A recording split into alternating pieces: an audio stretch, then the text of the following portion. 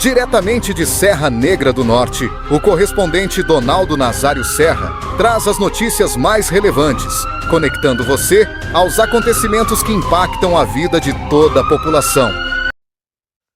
A comunidade católica em Serra Negra do Norte continua celebrando a festa em honra à Irmandade dos Negros do Rosário, localizada no bairro Ambrosina Bezerra de Faria.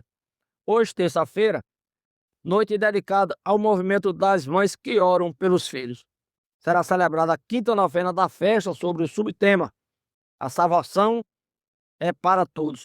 O pregador é o padre Luiz Carlos Alves da Silva, ele pároco da paróquia de São Sebastião, da cidade de Equador, tendo como responsável pela noite de hoje a coordenação do texto das mães que oram pelos filhos.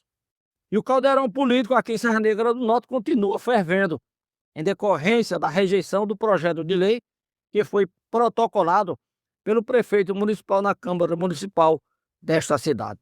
O projeto de lei de número 036/2025 foi rejeitado na segunda sessão extraordinária, onde os parlamentares que fazem parte do sistema de oposição ao governo municipal. Pois durante o processo de votação, a proposição do Poder Executivo obteve 4 votos favoráveis, além de 4 votos contrários. Pois devido ao empate no plenário do Legislativo, o presidente da Câmara, o vereador Jário Soares Flauzino, do Partido Verde, ele oficializou em votar contra o referido projeto, alegando em sua justificativa o motivo por que votar contra o projeto de lei encaminhado pelo prefeito municipal à Câmara de Vereadores. Fique bem claro aqui como ficou na sessão. O meu voto foi contra a irresponsabilidade, não contra a Serra Negra do Norte. Eu votei contra porque eu não assino o cheque em branco e eles já sabem disso. Eu votei contra porque não tinha estudo, como eu já expliquei aqui anteriormente. Eu votei contra porque não tinha a origem dos recursos. Eu votei contra porque nem o contador sabia explicar. Eu votei contra porque eu defendo o dinheiro do povo e continuarei votando contra se o serviço for prestado dessa forma. Enquanto ele grava videoclipe para emocionar, eu trabalho com técnica e responsabilidade. Quero deixar algo bem claro para todos vocês. Eu não entrei na política para ser fantoche de prefeito algum. Eu entrei para defender o povo, o erário e a verdade. E a verdade é simples, a Câmara não vota no escuro. Não conte comigo para isso. Serra Negra merece responsabilidade, não espetáculo. Aqui seguimos sempre com a verdade e pela verdade.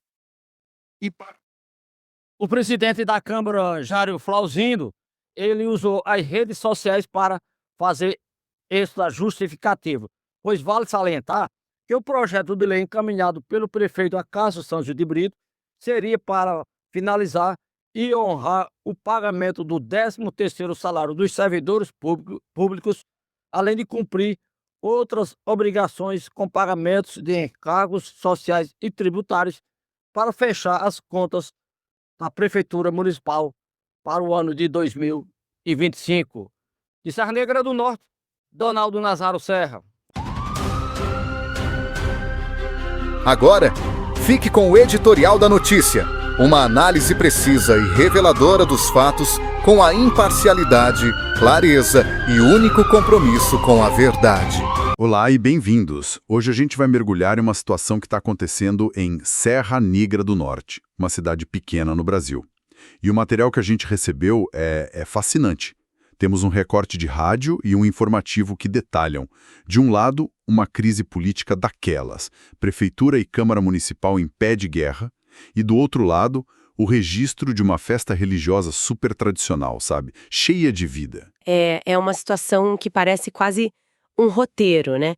Porque levanta uma questão muito central. O que, no fundo, faz uma cidade funcionar? É o poder político? São as leis, os orçamentos? Ou é algo, sei lá, mais profundo, mais ligado à cultura, à comunidade mesmo? E esses documentos colocam essas duas forças lado a lado de uma forma muito muito crua. Exato. E a nossa missão aqui é justamente essa: desembrulhar essas duas realidades que estão acontecendo ao mesmo tempo no mesmo lugar. Entender o impasse que pode deixar servidor sem salário e, ao mesmo tempo, a celebração que une as pessoas na fé. É um retrato bem complexo da vida real. Vamos começar então pelo estopim da crise. Pelo que entendi, tudo gira em torno de um projeto de lei, o 036-2025. O que tinha de tão explosivo nesse projeto? Porque, à primeira vista, parecia uma coisa bem rotineira. E era para ser. Basicamente, o prefeito Acácio Brito estava pedindo para a Câmara uma autorização para remanejar verbas no orçamento. A justificativa era simples e direta: garantir o dinheiro para fechar as contas do ano, sabe? O que incluía o pagamento dos salários dos servidores e outras obrigações fiscais. Coisas, assim, essenciais para a máquina pública não parar. Certo, o tipo de coisa que a gente imagina que seria aprovada sem muito alarde, né? Mas não foi o que aconteceu.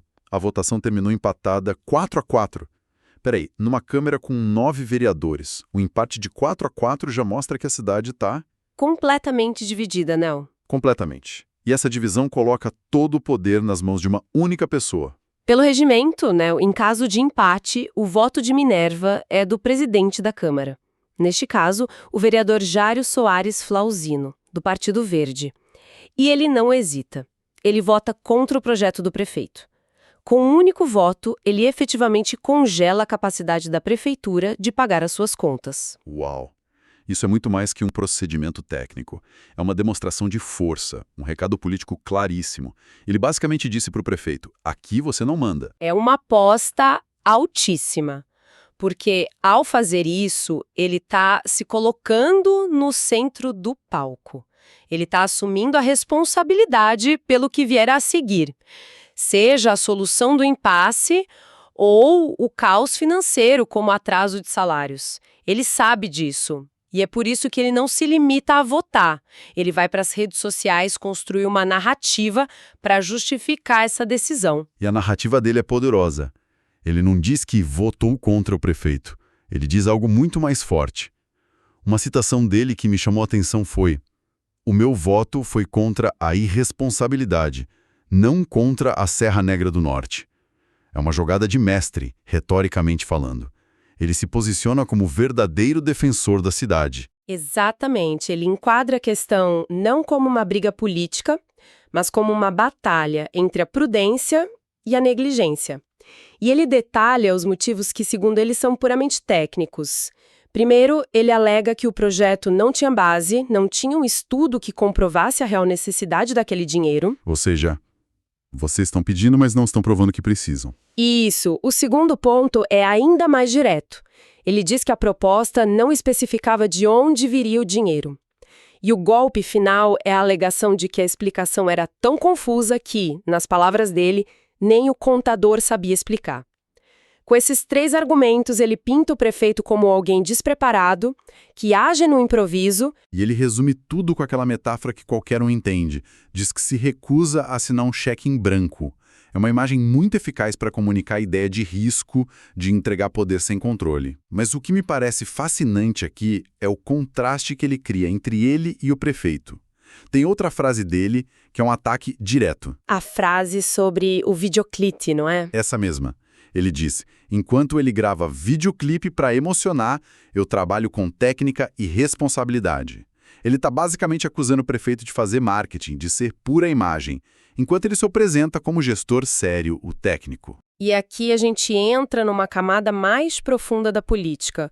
O vereador Flauzino acusa o prefeito de fazer espetáculo, mas ao ir para as redes sociais, usar metáforas fortes como cheque em branco e frases de efeito como essa do videoclipe, ele também não está participando de uma performance política.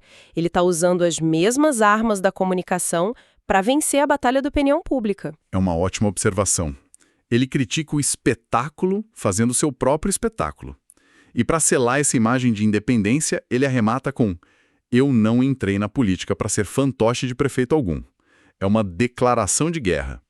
Então o resultado prático disso tudo é um impasse total. A prefeitura fica de mãos atadas e os salários dos servidores ficam em risco. A sensação que dá é que a cidade inteira para, refém dessa briga. E seria uma conclusão lógica. Mas é aí que os materiais que a gente recebeu nos mostram algo surpreendente. Porque a cidade, a vida real das pessoas, não parou. Longe disso.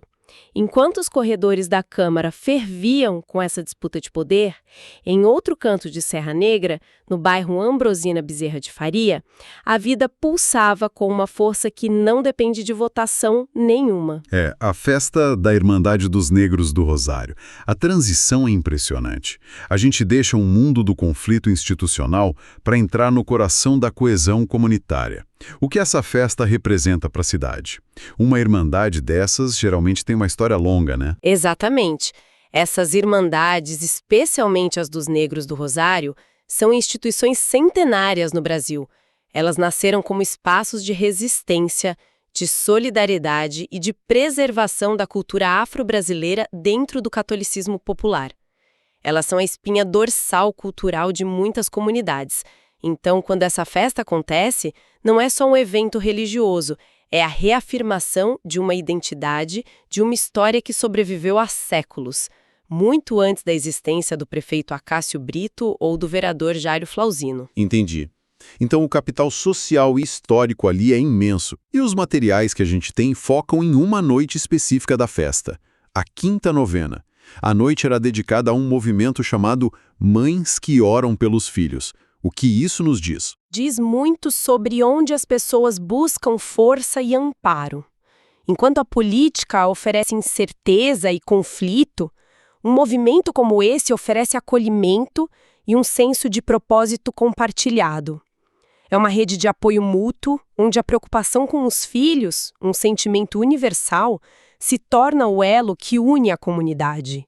É uma forma de poder social muito diferente do poder político. É um poder que constrói pontes, não muros. E o contraste fica ainda mais gritante quando a gente olha para o tema da pregação daquela noite, do padre Luiz Carlos Alves da Silva. O subtema era: a salvação é para todos. É quase poético. Na Câmara, o discurso é sobre exclusão, sobre um voto que barra, que impede, que diz não. Na igreja, a poucos quarteirões dali, a mensagem é de inclusão universal. É o que eu chamo de operar em frequências diferentes. O poder institucional da Prefeitura e da Câmara opera na frequência da escassez, da disputa por recursos, da divisão. O poder cultural e espiritual, representado pela festa, opera na frequência da abundância, da fé, da união. A Prefeitura pode ficar sem dinheiro amanhã, mas o capital de confiança e de identidade que une essa comunidade na igreja não se mede em reais. Isso mostra uma resiliência impressionante. A crise política que ameaça o pagamento dos salários é algo extremamente concreto e grave.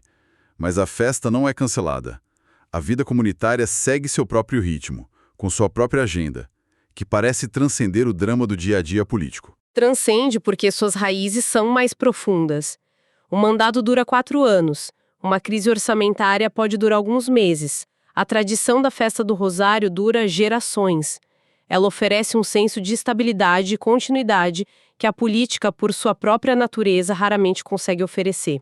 É o chão firme da comunidade quando o palco político está tremendo. Então, ao juntar as peças, o que a gente tem é um retrato duplo de Serra Negra do Norte. De um lado, esse cabo de guerra político com acusações de irresponsabilidade e espetáculo, que tem consequências diretas na administração da cidade. E do outro lado, essa comunidade vibrante que se encontra não para brigar, mas para celebrar sua fé e sua história. E é importante não romantizar um lado e demonizar o outro. A discussão na Câmara sobre responsabilidade fiscal é legítima e necessária. Um prefeito não pode ter um cheque em branco. A transparência é fundamental. A questão não é que a política é ruim e a comunidade é boa. A questão é a coexistência dessas duas realidades. A decisão na Câmara tem um impacto concreto e imediato, mas a festa representa algo mais duradouro na identidade da cidade. Fica claro que a vida de um lugar é muito mais complexa do que apenas as suas manchetes políticas. O que acontece na prefeitura é importante, mas não define a totalidade da experiência de viver ali. De forma alguma. A festa nos lembra que existem outras formas de organização social, outras fontes de liderança e outras maneiras de gerar valor para a comunidade que não passam pelo carimbo de um vereador ou pela assinatura de um prefeito. A força que reúne as mães que oram pelos filhos é um poder real, com impacto real na vida das pessoas. O que nos leva então a uma reflexão final, uma pergunta que fica no ar, depois de analisar todo esse material. Em uma cidade pequena como Serra Negra do Norte, onde é que o poder real reside? Está nas mãos das figuras eleitas que tomam decisões cruciais sobre o orçamento e o futuro administrativo? Ou está na força silenciosa dessas tradições, na resiliência dos laços comunitários e na fé que une as pessoas, sobrevivendo a qualquer mandato ou crise política passageira?